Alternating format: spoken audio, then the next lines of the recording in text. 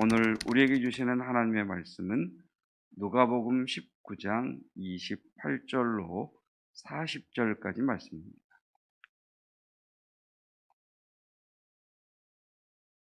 누가복음 19장 28절로 40절까지 말씀, 제가 말씀 봉독하겠습니다. 오늘 우리에게 주시는 하나님의 말씀입니다. 예수께서 이 말씀을 하시고 예루살렘을 향하여 앞서서 가시더라. 감람원이라 불리는 산 쪽에 있는 벳바게와 베다니에 가까이 가셨을 때에 제자 중 둘을 보내시며 이르시되 너희는 맞은편 마을로 가라. 그리로 들어가면 아직 아무도 타보지 않은 나귀 새끼가 매어 있는 것을 보리니 풀어 끌고 오라. 만일 누가 너희에게 어찌하여 푸느냐 묻거든 말하기를 주가 쓰시겠다 하라 하시매 보내심을 받은 자들이 가서 그 말씀하신 대로 만난지라. 나귀 새끼를 풀 때에 그 임자들이 이르되 어찌하여 나귀 새끼를 푸느냐 대답하되 주께서 쓰시겠다 하고 그것을 예수께로 끌고 와서 자기들의 겉옷을 나귀 새끼 위에 걸쳐 놓고 예수를 태우니 가실 때에 그들이 자기의 겉옷을 길에 펴더라.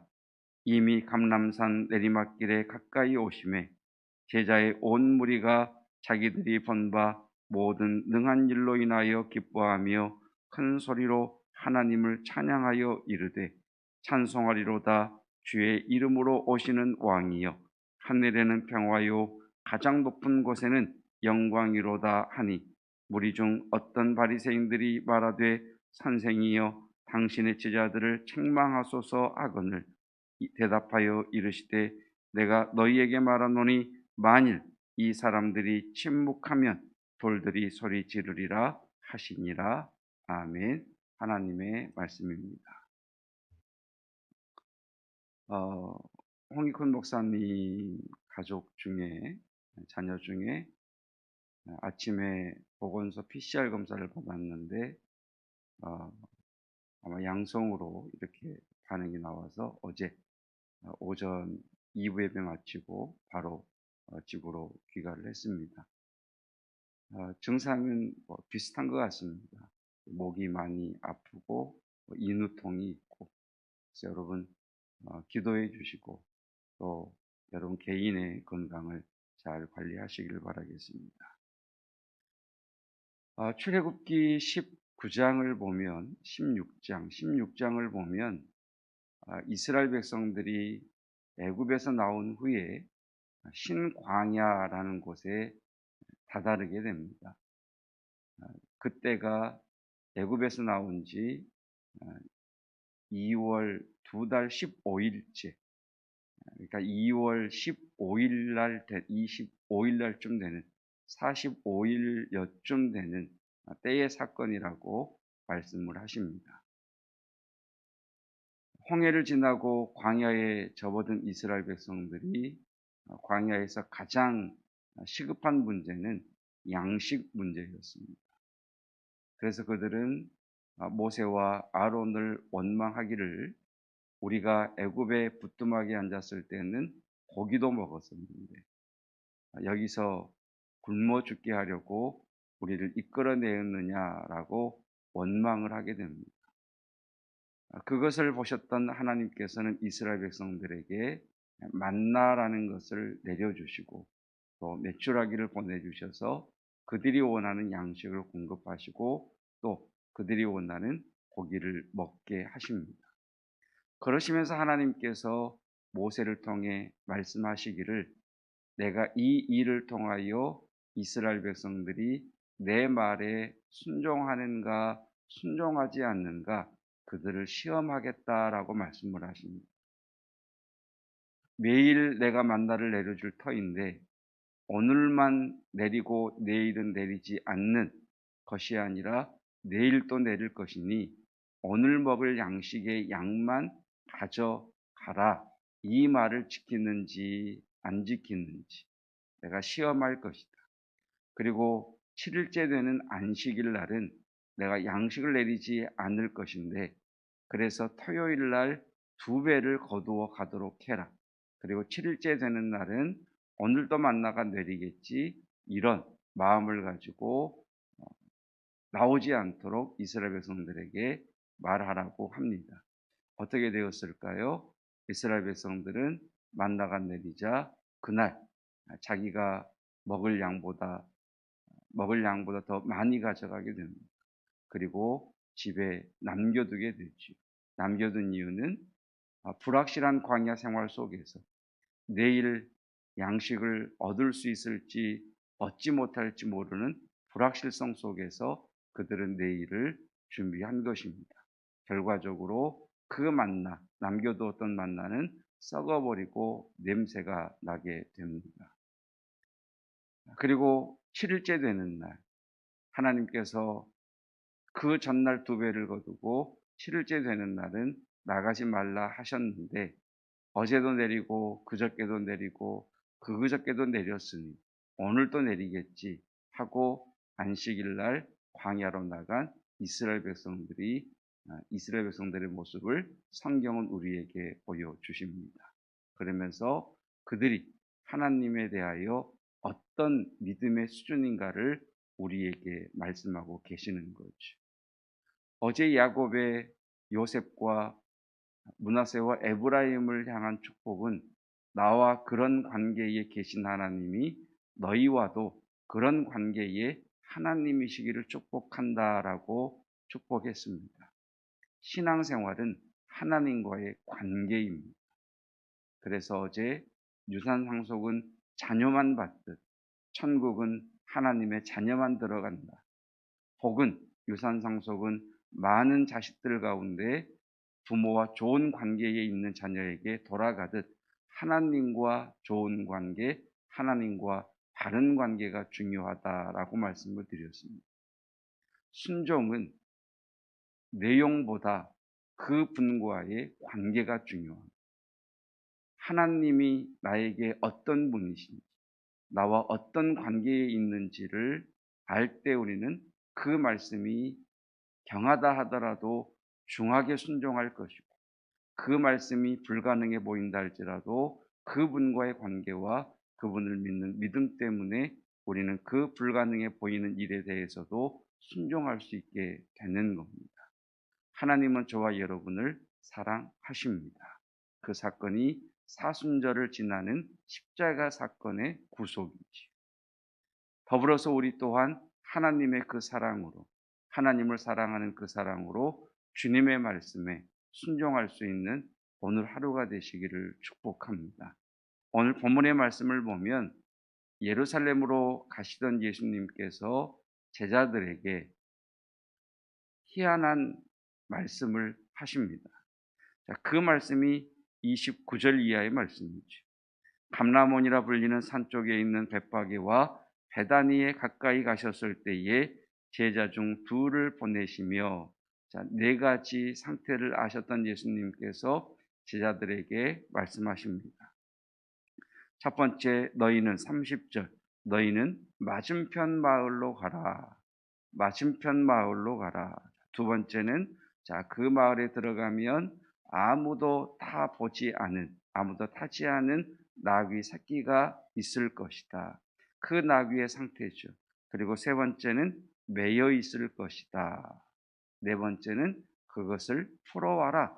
풀면 아마 주인이 아니 당신들 뭐 하는 거요? 왜 나귀를 푸는 것이요? 라고 이야기할 것이다. 그러면 너희는 주가 쓰시겠다 하라 라고 말씀을 하십니다. 30절부터 보겠습니다. 이르시되 너희는 맞은편 마을로 가라. 그리로 들어가면 아직 아무도 타보지 않은 나귀 새끼가 매어 있는 것을 보리니 풀어 끌고 오라. 만일 누가 너희에게 어찌하여 푸느냐 묻거든 말하기를 주가 쓰시겠다라 하시매. 그리고 32절 보내심을 받은 자들이 가서 그 말씀하신 대로 만난지라. 여기 그 말씀하신 대로의 밑줄을 그어 보십시다. 그 말씀하신 대로. 주님은 말씀하셨고 말씀하신 대로 되더라는 것입니다. 여러분, 제자 둘에게 맞은편 마을, 자신들의 고향도 아닌 생소한 마을에 가서 묶여있는, 매여있는 나귀 새끼를 풀어오라고 말씀하십니다.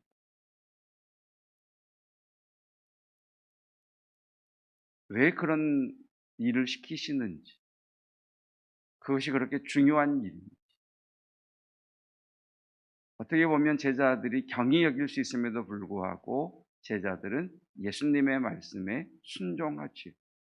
예수님의 말씀에 순종할 수 있었던 이유는 그들이 예수님의 말씀이 합당해서, 예수님의 말씀이 중해서가 아니라 예수님과의 관계 때문이었습니다.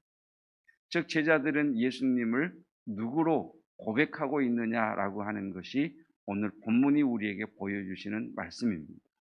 제자들은 예수님을 메시아, 그리스도, 우리의 왕으로 믿고 있었고 그런 관계 속에 있었기에 예수님의 말씀대로 순종했고, 순종함으로 말미암아 그 말씀이 그대로 이루어지는 것을 경험하게 됩니다. 33절입니다. 나귀 새끼를 풀 때에 그 임자들이 이르되 어찌하여 나귀 새끼를 부느냐 대답하되 주가 쓰시겠다 하라.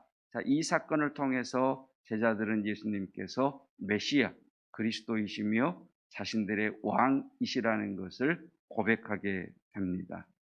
그래서 35절 말씀 보면 그것을 예수께로 끌고 와서 자기들의 겉옷을 나귀 새끼에 걸쳐 놓고 예수님을 태웁니다.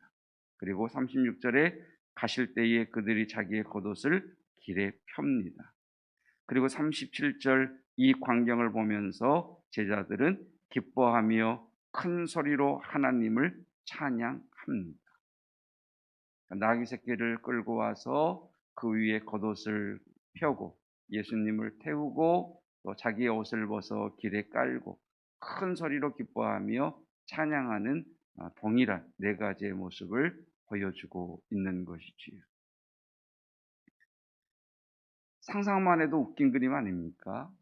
장성한 어른이 나귀도 아닌 나귀 새끼를 타고 들어가는 이 모습. 자, 우리 스가랴 9장 9절의 말씀을 한번 찾아보도록 하겠습니다. 구약 성경 1321조 1321조. 왜 예수님은 나귀 새끼를 풀어오라 하셨는지, 왜 예수님께서는 예루살렘으로 들어가실 때에 나귀 새끼를 타셨는지, 그것은 스가랴 9장 9절이 우리에게 이렇게 말씀을 합니다. 시온에 따라 크게 기뻐할지어다. 예루살렘에 따라 즐거이 부를지어다. 보라, 내 왕이 내게 임하시나니.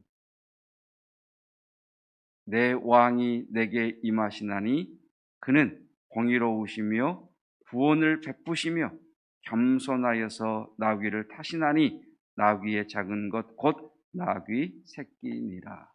다시 본문으로 오셔서 예수님께서 나귀를 풀어오라고 하셨던 이유, 예수님께서 나귀를 타신 이유는 바로 스가랴 9장 9절에 예언된 하나님의 말씀을 성취하기 위해서이셨습니다.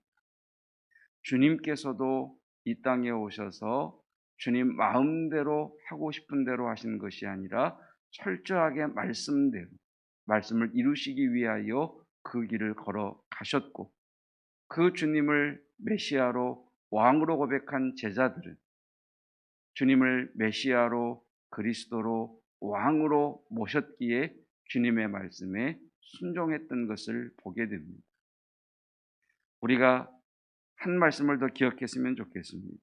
34절 대답하되 주께서 쓰시겠다. 주께서 쓰시겠다.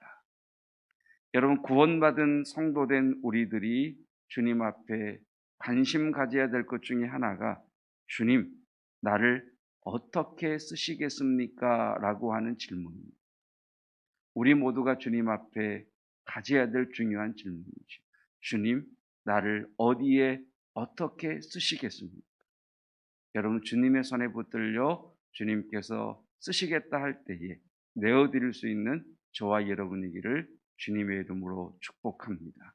그리고 오늘 하루 우리의 삶이 있습니다. 우리의 가정, 일터, 또 우리의 삶의 모든 그 영역 속에서 내게 주어진 일을 할 때에 주님의 말씀처럼 주님께 하듯 전심으로 그 일을 감당함으로 우리의 일을 통해 주님의 왕 되심과 구원자 되심이 믿지 않는 이들에게 또 믿는 이들에게 드러나는 순종의 삶이 되시기를 주님의 이름으로 축복합니다. 기도하겠습니다. 주님, 주께서는 오늘 우리에게 두 가지를 말씀해 주셨습니다. 주가 쓰시겠다 하라. 주님, 나를 어떻게 쓰시기를 원하십니까? 주님, 나를 무엇에 어디에 쓰기를 원하십니까? 끊임없이 주님께서 나를 써주시기를 소망하며 간구하는 저희들 되게 하옵소서. 사명자는 결코 죽지 않는다 하셨사오니 그 사명자로 살아가게 하옵소서. 주님이 나의 왕이시며 그리스도이시며 구원자이시며 메시아이십니다. 그러하기에 주님의 말씀의 향함과 중함의 기준이 아닌 주님은 나의 왕이시며 나의 구원자이시기에 주님의 말씀에 순종하기를 원합니다.